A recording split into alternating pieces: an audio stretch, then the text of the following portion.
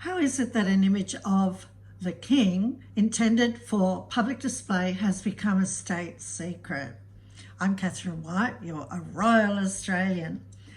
A recent Freedom of Information request revealed that the UK government spent more than £2.7 million on a national portrait scheme. The idea was simple: every eligible public institution, schools, councils, hospitals, universities could receive a free framed portrait of King Charles III. Now, this is his official portrait, not to be confused with that famous red bleeding portrait.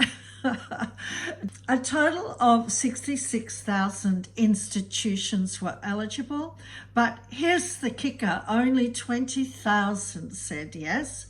That's a rejection rate of 69%.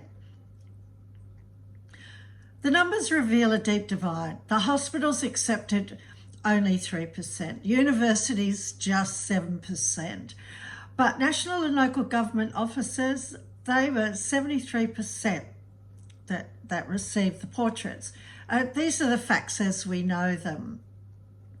But here's what we don't know: the full list of who accepted and who refused. The government has refused to release the reason, to avoid controversy. Now, there's nothing like a good conspiracy theory, and it's usually born out of state suppression. So that's all I'm going to say on that note at the moment. The claim is hard to take seriously. These portraits were meant to be on public walls, so what's so secret about them? Which brings us to the real question: what kind of controversy is the government afraid of? The answer isn't about institutions, it's about the monarchy itself. I mean, these are portraits that are intended for public display, and now a Freedom of Information request has been denied, and because they're worried about what the public will think. I mean, make that make sense. Because the real problem here isn't the portraits, it's the precedent. If data on public spending can be hidden in the name of avoiding controversy, what else might be withheld for the same reason? What is it about transparency that's so threatening, and about the health and of our public life? You know, we're speaking here about the UK. I'm in the Commonwealth. I don't see any portraits of the king anywhere. You generally will see something, but there's nothing. This suppression of a Freedom of Information request, it raises more questions than it answers.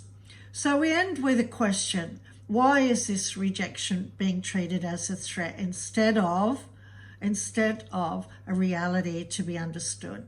So that's where we're going to leave it today. But on Friday, I'm going to return. I'm going to look at some polling with a couple of agencies where Catherine and William are seated in their usual high position in the poll, but the only person that's being reported is the king. Again, this is about what's not being said, and I'm not even referring to the most famous of all polls, which I always view with some suspicion because it's a government poll. But I'll be back on Friday with that to discuss part 2, darlings. Okay, I'm Catherine White. You're a Royal Australian. Leave your comments down below.